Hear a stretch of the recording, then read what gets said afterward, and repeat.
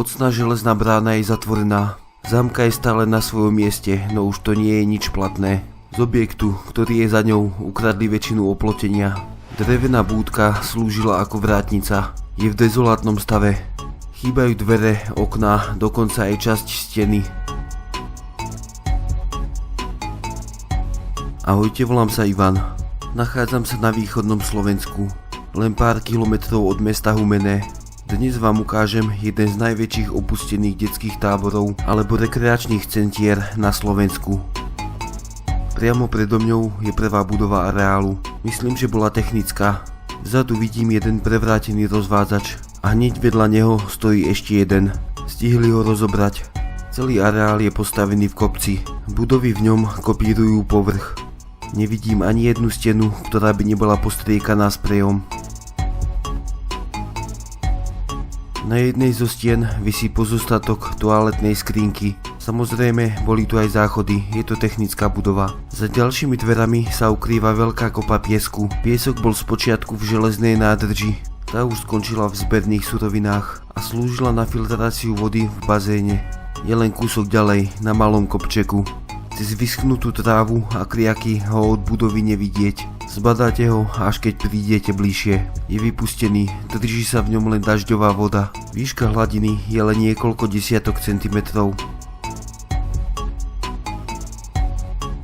Vzadu, medzi stromami, je hlavná budova areálu. Počas leta, keď bolo všetko upravené, stromy boli zelené, tráva pokosená, bolo toto miesto ako stvorené pre oddych, pre detské hry a smiech. Ľudia z okolia sa sem radi vracali. Vchodové dvere do Bystralandu. Tak tomuto miestu hovorili. Na prvý pohľad je budova ťažko poškodená, vstupná hala Bystralandu. Dnes to nebude dokument o zachovalom mieste, ale skôr o šialenom ničení a kradnutí. Niekto demontoval celý kryt stropu. Napravo je krb a naľavo recepcia. Najprv sa pôjdem pozrieť do obytnej časti. Pult recepcie stále stojí na svojom mieste. Vyrobili ho pevne, doteraz ho nedokázali zničiť. No príde čas, keď sa aj pult premení na triesky. Bude to čoskoro. Myslím, že kvôli vysokým cenám na bare hotel nezatvorili. Väčšina sklenených výplní, okien či dvier je rozbitá. Vzadu, za recepciou, je vešiak na kľúče. Jednalo sa o rezervné. Od každej miestnosti v hoteli už tu nevisí ani jeden. Dvere ma zaviedli do dlhej chodby. Vedie naprieč celou obytnou časťou. Zaujímalo by ma, za akým účelom spravili v stenách diery. Väčšina izieb je úplne prázdna. Neležia tu ani trosky zo starého vybavenia. Teda okrem záchodov, tie sú celé zničené. Buchli po ňom, nech praskne, a keď praskol, šli rozbíjať niečo iné. Rovnaká situácia je v celej obytnej časti. Jediné, čo sa z nejakého dôvodu zachovalo, sú dva lustre. Väčšina rozvádzačov v celom rekreačnom areáli je rozobratá. Vlastne, skoro všetko je tu rozobraté. Dokonca aj drevený, krycí profil odmontovali a odniesli preč. Myslím, že po tom, čo som videl na prízemí, nemá zmysel ísť na vyššie poschodie. Mám rád, keď je opustená budova pokreslená farebnými grafitmi. Je to oveľa zaujímavejšie, ako pozerať na jednofarebný podpis. Vrátil som sa do vstupnej haly. Som zvedavý, čo sa skrýva vzadu, za krbom. Dlhé úzke schodisko vedie do malej miestnosti. Cez okná vidno veľkú halu. Na opačnej strane, naproti oknám, je pódium. Odtiaľ toho zrejme osvetľovali, že by tu občas bolo divadlo, alebo nejaké koncerty. Ťažko povedať, o Bystralande veľa informácií na internete nie je. Na YouTube som videl pár starých videí z roku 2008 z koncertu nejakých reperov. Vtedy tábor ešte fungoval. Zvláštne, že tu niekto prišiel motorkou páliť gumy, ako pred Teskom na parkovisku.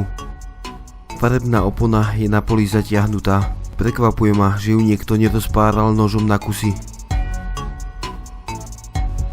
Už Už len pre túto halu s pódium je škoda, že tábor nefunguje ďalej. V tejto časti Slovenska veľa podobných miest nie je.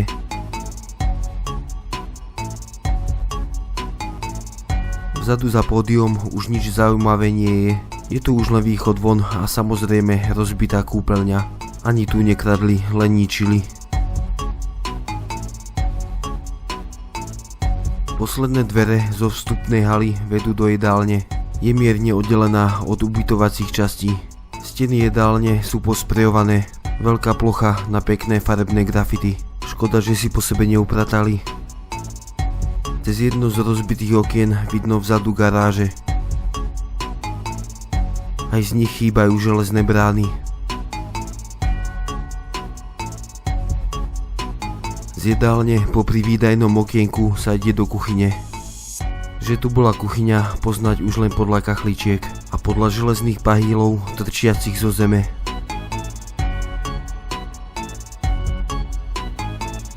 Chvíľu som rozmýšľal, kto za devastáciu takého veľkého rozsahu môže. Stav deštrukcie zodpovedá veľkým mestám, ako sú Bratislava či Košice. Humenné je relatívne malé, priamo k Bystralandu sa dá prísť jedine autom. Miesta na podobných samotách bývajú relatívne zachovalé, no tu vidím úplný opak. Ak viete viac o Bystralande, napíšte to do komentára. Verím, že nie som sám, koho to bude zaujímať. Zišiel som dolu do pivnice, pod úroveň zeme. Nie sú tu žiadne okná, jediné svetlo, ktoré sem preniká, je zo schodiska. Bude to dôvod, prečo tu aspoň z časti ostalo zachovalé pôvodné vybavenie.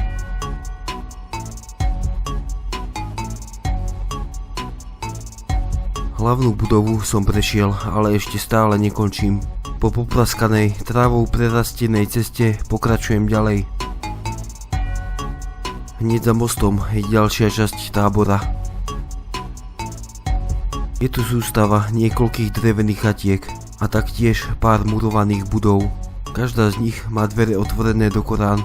Zvláštne, tu sú dokonca plastové, teda neustále tu prebiehala nejaká rekonštrukcia, modernizácia a zveľaďovanie, ale aj tu ostali len prázdne steny. Kam sa podielo všetko vybavenie, kto ho odniesol? V strede je jedna väčšia murovaná budova, do tej pôjdem za chvíľu. Nahliadnem ešte do jednej menšej murovanej budovy, je rovnaká ako prvá. Ani tu som nič zaujímavé nenašiel. Taktiež holé miestnosti a žiadne vybavenie.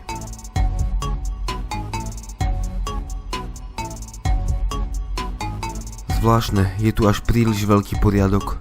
Po zemi sa nevála takmer žiadna suť z opadanej omietky, a leží tu jeden starý koberec. Pneumatiky naukladané jedna na druhú. Žiadne biele guličky po airsoftťákoch som po zemi nenašiel.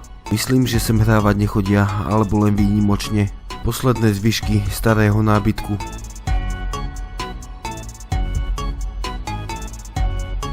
Aj tu niekto sprejoval. Myslím, že obrázok ženy je najkrajší v tábore. Alebo to budú zelené divné veci, ktoré sa spájajú. Len sa musíte pozrieť spredu.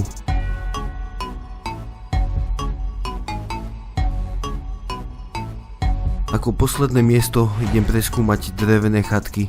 Podobajú sa tým, ktoré môžeme bežne vidieť v opustených pionierských táboroch, no niektoré z nich boli renovované. Toto je jedna z tých pred renováciou. Klasika, všetko je z dreva. Dovnútra nafúkalo lístie. Nič výnimočné.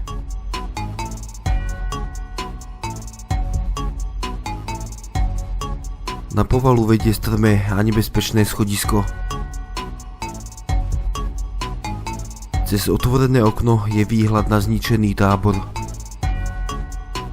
Jediná vynovená chatka. V podstate len obmurovali drevené trámy a obložili ich kameňom. To isté spravili vnútri.